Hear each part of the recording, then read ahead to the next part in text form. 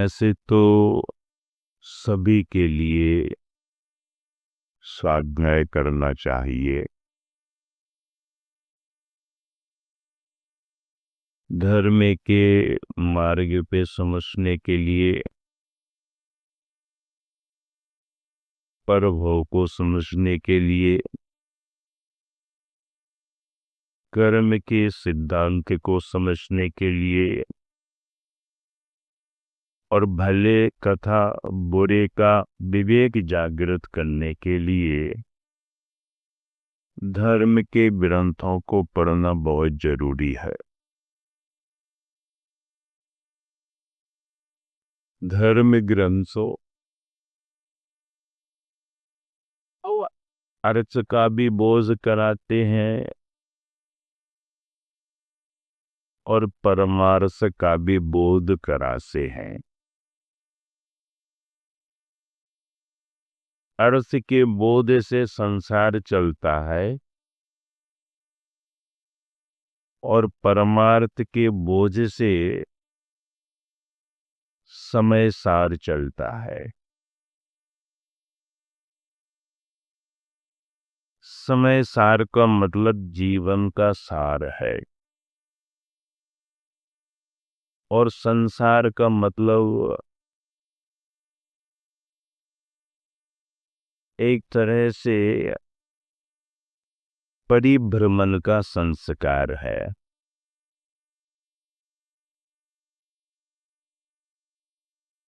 गृह त्यागी संत साधक जन तो स्वाध्याय करते ही हैं।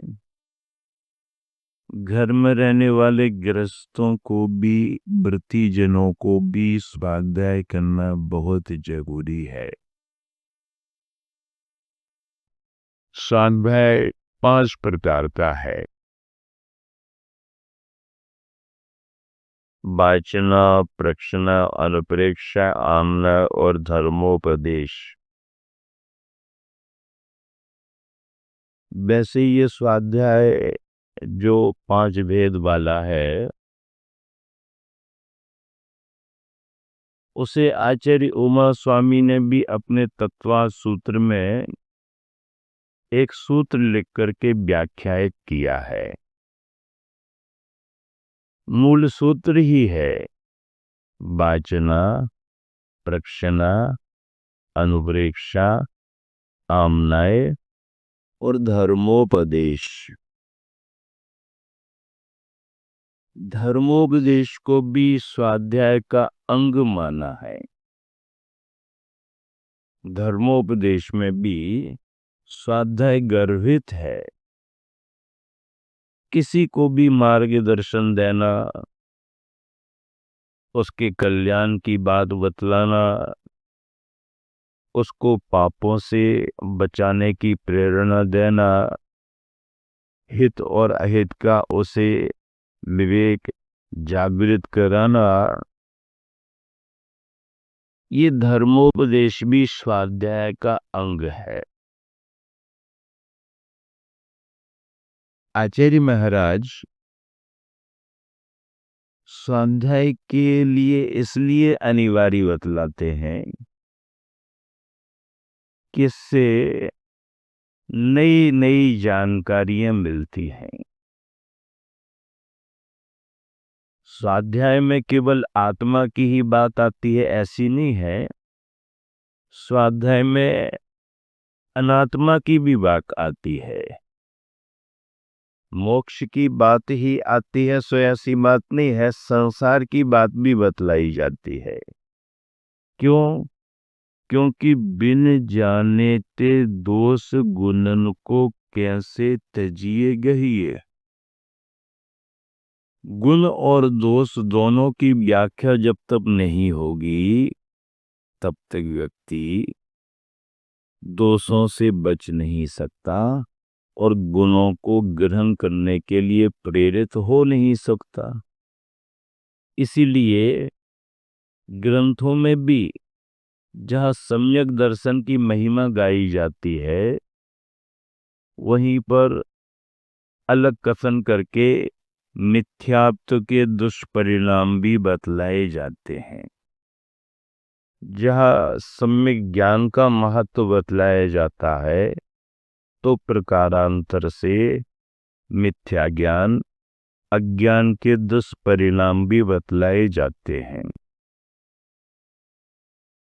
जहाँ पर ग्रंथों में सम्यक चारित्र की चर्चा होती है, तो वहीं पर उन ग्रंथों में असंयम अविरति के दुष्परिणाम भी बतलाए जाते हैं।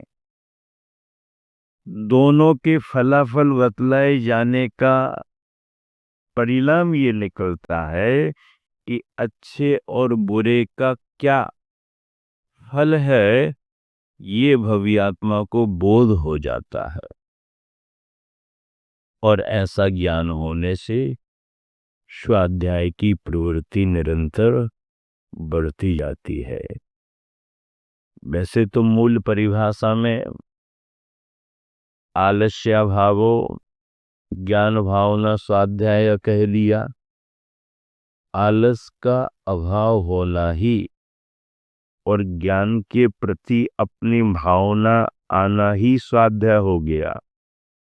ग्रंथों को पढ़ना, ग्रंथ को माध्यम बनाना, उपदेश को सुनना, ये तो स्वाध्याय के अंग हैं ही।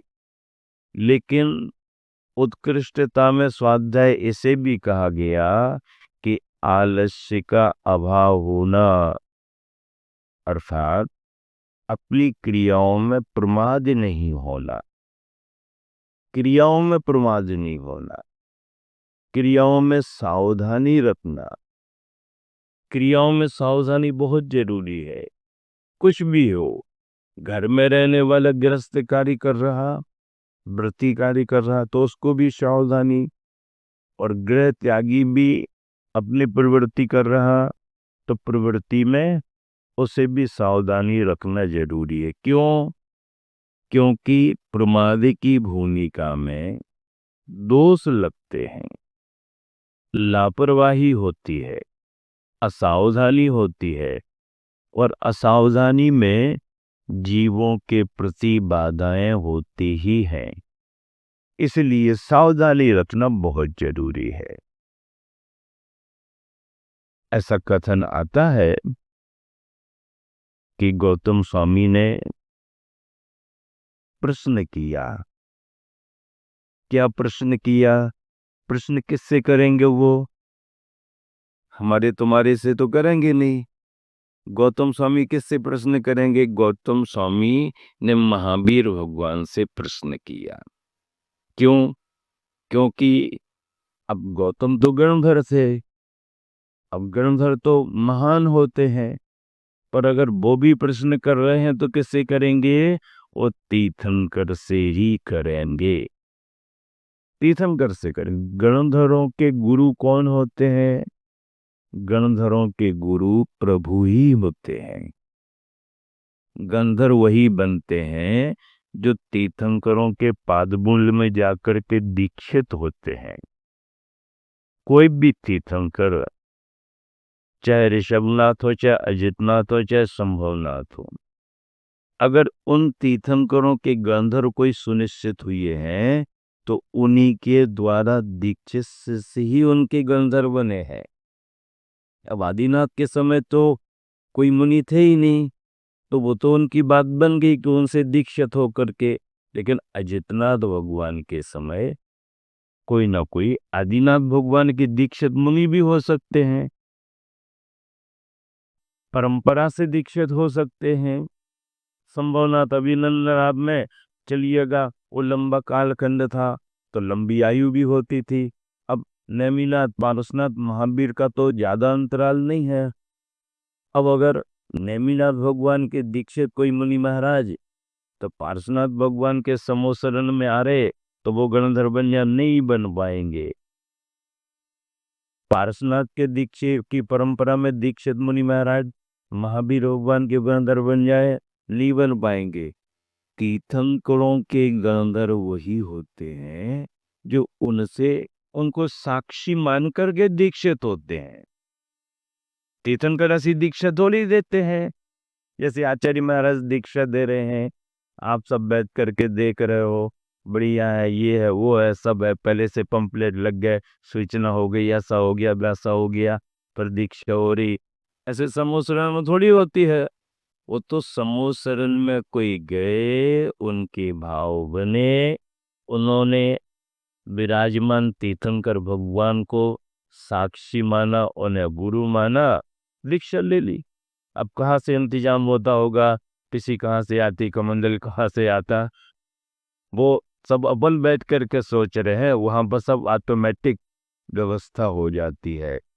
तो जो तीर्थंकरों को साक्षी मान करके दीक्षित होते हैं, वही वही उन तीर्थंकर के गंधर्व होते हैं।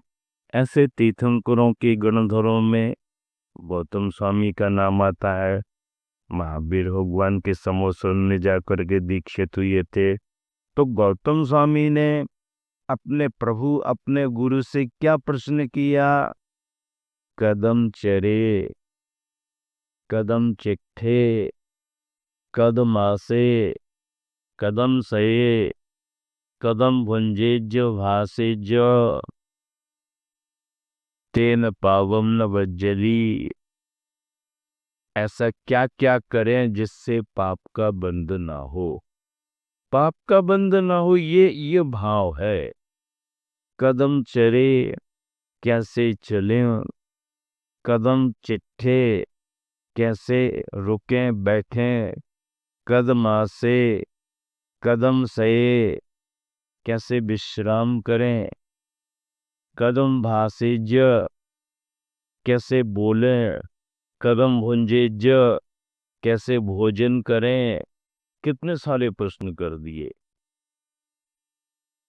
एक ही लाइन में इतने सारे प्रश्न कर दिए। कदम कदम कदम कदम, कैसे कैसे कैसे कैसे कैसे कैसे कैसे करें, कैसे कैसे करें, कैसे चलो, कैसे बैठें, कैसे प्रवृत्ति करें, कैसे विश्राम करें, कैसे बोलें, कैसे भोजन करें। क्यों? जिससे पाप का बंध ना हो। करना तो पड़ेगा, करना तो पड़ेगा, करना छूट नहीं सकता। किसका छूटेगा करना? संसार में शरीरधारी इस जीव को कुछ ना कुछ प्रवृत्ति करना ही पड़ती है। प्रवृत्ति तो करेगा ही करेगा, पर मन में भाव क्या रहा कि प्रवृत्ति तो करना ही पड़ेगी, पर इस प्रवृत्ति में पाप के बंध से कैसे बचें। अशुभ का बंध जिससे ना हो, ऐसा वो कौन सा कार्य करे और कैसे करे। कर्म का आश्रय तो जीव को निरंतर हो रहा, होगा भी। आप आश्रय से बच नहीं सकते, हम भी नहीं बच सकते। अभी हमारी भी आश्रय सहित अवस्था है, आपकी सबकी है। आश्रय, कर्म का आश्रय तो सामयिक में डट जाए तो भी होगा। केवल ज्ञानी भगवान को भी आश्रय हो रहा है। इन कारणों से कर्म का बंध होता है। मिथ्या, अविरति, प्रमाद, कषाय, योगा, बंध हेतु, ये बंध के हेतु हैं। इन कारणों से कर्म का बंध होता है। अब किस जीव के पास क्या क्या है वो अलग विषय है। अगर कोई मिथ्या दृष्टि अज्ञानी है, तो ऐसा मिथ्या दृष्टि अज्ञानी प्रथम गुण स्थानवर्ती जीव जो है, उसके पास मिथ्या तो है ही, अभिरति भी है, प्रमाद भी है, कसाय भी है, योग भी है, सब है। लेकिन एक कारण चला गया, मिथ्या तो गया, चौथा गुण स्थान हो गया। अब मिथ्या तो कम हो गया, अविरति से शुरू होगा। तो मिथ्यात्व कम होने से मिथ्यात्व के कारण जितने कर्म आ रहे थे वो रुक गए।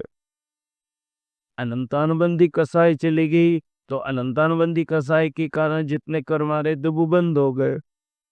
बाकी कर्म आएंगे, अविरति के कारण कितने कर्म आ रहे वो आते रहेंगे। अब अगर कोई देश वृत्ति बन गया तो अभी वो कौन वृत्ति नहीं है, वो पंचम गुण स्थान वृत्ति देश वृत्ति है। तो जितनी अविरति उसकी गई, जितना संयम उसके पास आया एक देश रूप में, उतने कर्मों से उसका बचाव होने लगा। अब अगर संयम प्रत्यय आ गया, अविरति पूर्ण चली गई, महाव्रती बन गए, तो अविरति असंयम संबंधी जितने कर्म का आश्रय होता था वो सब बंद हो गया। अब प्रमाद की भूमिका है, संयमी तो बन गए लेकिन छठे गुण स्थान में प्रमाद है, तो प्रमाद के कारण जो कर्म का आश्रय हो रहा वो होगा। और अगर अप्रमत्त हो गए, सावधानी में आ गए, तो प्रमाद संबंधी वो कर्म का आश्रय हो जाएगा। फिर कसाय भाव चल रहा है, अनंतानुबंधी चली गई, अब प्रत्याख्यान चला गया, प्रत्याख्यान चला गया, संजुलन बैठी है, तो संजुलन 10वें गुण स्थान तक जाएगी। अब 10वां गुण स्थान ऐसे थोड़ी बनेगा, आप तो यहाँ बैठ करके जरा सा 15-20 मिनट में 14 गुण स्थान देख लोगे, तो क्या वहाँ 14 गुण स्थान एक साथ 15-20 मिनट में थोड़ी होते हैं? है 15-20 मिनट को बैठो, वहाँ तो हमको बताया था 20 मिनट आधा घंटे में तो हो गए थे 14 गुण स्थान, केवल ज्ञान मोक्ष तक बता दिया था, तो आधा घंटे में हम भी मोक्ष वाले। भैया आधा घंटा तो क्या, आप तो 5 मिनट में ही मोक्ष पा सकते हो, लेकिन उतनी विशुद्धि हो, वैसी ध्यान की स्थिति हो तब है, अन्यथा ये गुणस्थान जल्दी नहीं मिलते हैं। और अगर अरहंत अवस्था आ गई तो लंबी उम्र रहती है, तो उस उम्र के हिसाब से जब वो उम्र पूरी आयु होगी तब 14वां गुणस्थान आता है। तीर्थंकरों को भी केवल ज्ञान के बाद लंबा विहार ये गो सब करना पड़ता है। तो ऐसे गुणस्थानों को पाला। कसाय 10वें गुणस्थान तक चलती है, आश्रय होता रहता है, फिर कसाय चली जाती, योग बचता है, तो योग से केवलियों को आश्रय, लेकिन वेदनी में साता वेदनी मात्र का आश्रय, इसमें स्थिति अनुभाग नहीं आया गया।